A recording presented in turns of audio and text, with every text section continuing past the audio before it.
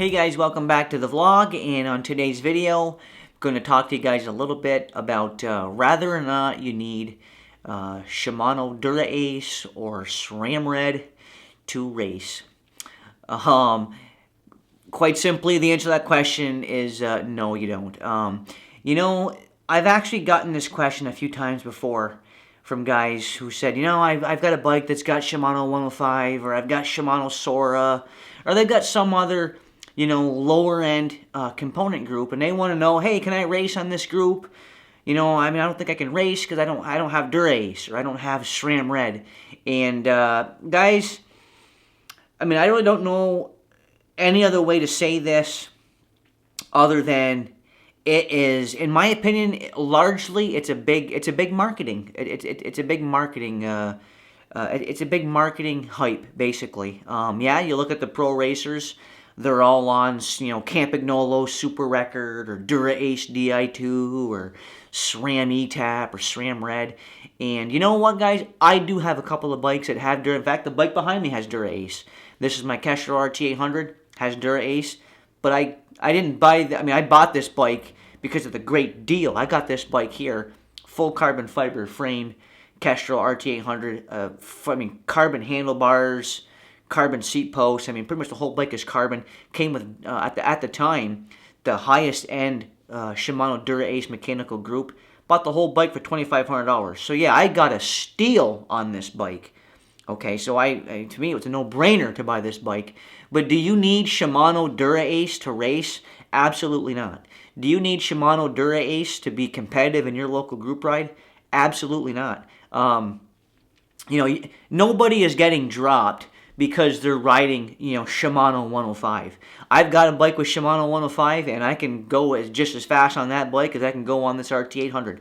As you guys know, if you follow the channel, I got a giant TCR a few months ago. Came with Ultegra, mechanical Ultegra, and I can go as fast on that mechanical Ultegra group as I can go on this Shimano Dura Ace. So, do you have to have Shimano Dura Ace or SRAM Red, or do you have to have that to race? Absolutely not. Are you going to get dropped because you're riding Shimano 105 and your buddy's riding Shimano Dura Ace Di2? No, you're not.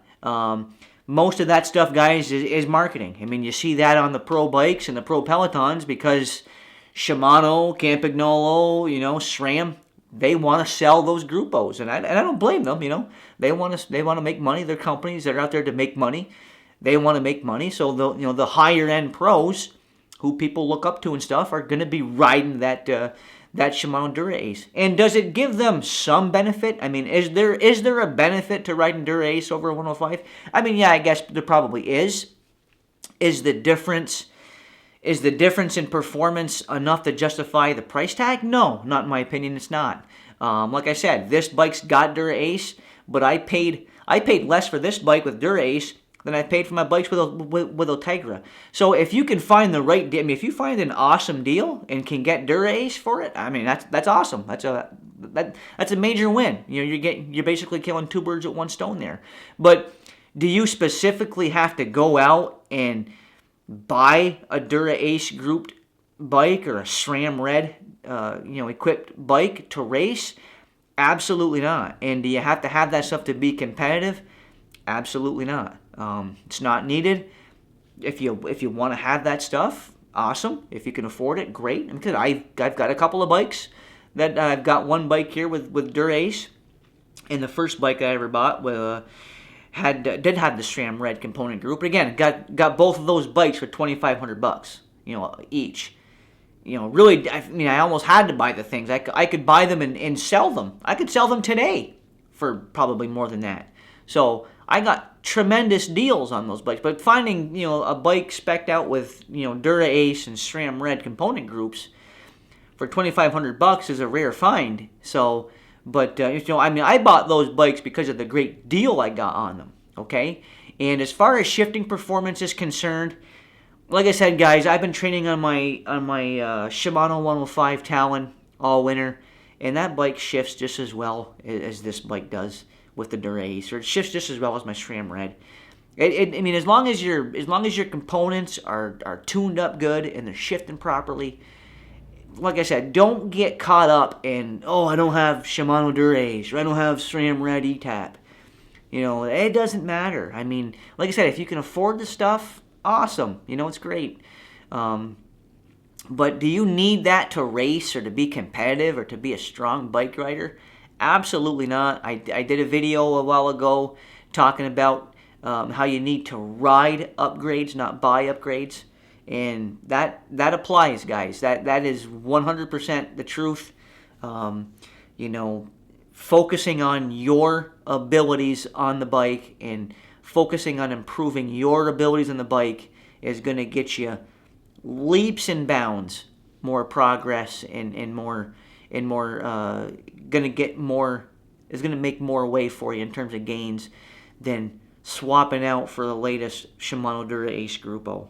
Then that's just the way it is. I mean, yeah, you do see Dura Ace and SRAM Red and Copagnolo Super Record. I mean, yeah, you see that stuff in the Pro Peloton, but that's all marketing hype, honestly.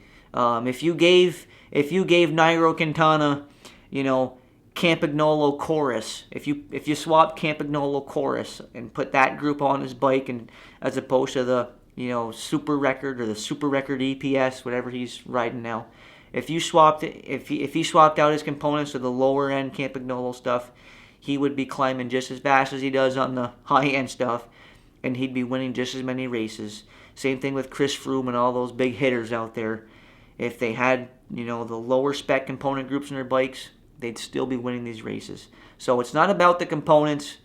It's about the components that are inside you. It's about the components that make you up as a rider.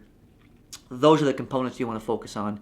Your mental toughness, training, you know, bringing a proper positive attitude to your training, to your riding.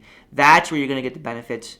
As far as what group you're riding, it doesn't matter. If you've got Shimano Dura Ace, awesome. If you've got Shimano Sora, hey, get out there, crank it crank it in your training rides, and bring the right attitude, and you're gonna go just as fast as a guy riding Dura Ace. So that's just a few thoughts I have on the topic. Like I said, I've gotten that question a few times before. I hadn't really specifically addressed this topic directly, as far as, you know, needing the high-end components to race. That's rubbish, guys. The only component you need to race well is yourself. So, all right, guys, just a few thoughts I have on the topic. I hope you guys found this video informative. If you did, please give me a thumbs up. I appreciate the support of the channel, and I look forward to seeing you guys right back here in the next video.